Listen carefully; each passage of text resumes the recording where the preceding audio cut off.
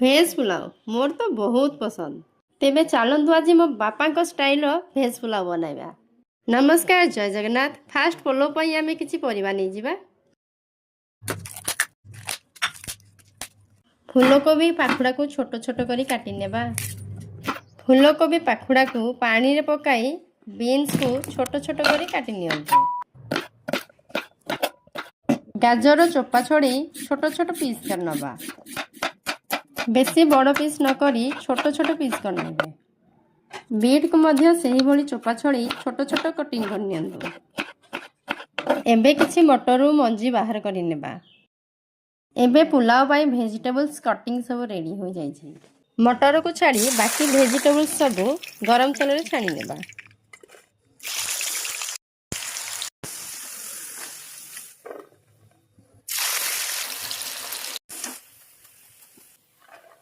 ଏବେ ଆମର ପରିବା ଛଣା ସରିଯାଇଛି।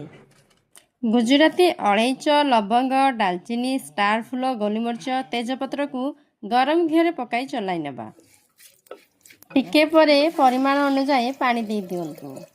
ପାଣି ଗରମ ହେବା ଭିତରେ ଏବେ ଚାଉଳକୁ ଧୋଇ ନେବା। ଏବେ ପାଣି ଫୁଟି ଯାଇଛି, ଚାଉଳକୁ ପକାଇ ନେବା। ଏବେ ଟିକେ ଚଲାଇ ଦେଇ ମଟରକୁ ପକାଇ ଦିଅନ୍ତୁ। ଲୁଣ ଆଉ ମିଶ୍ରିକୁ ସ୍ୱାଦ ଅନୁଯାୟୀ ପକାଇ ନେବା।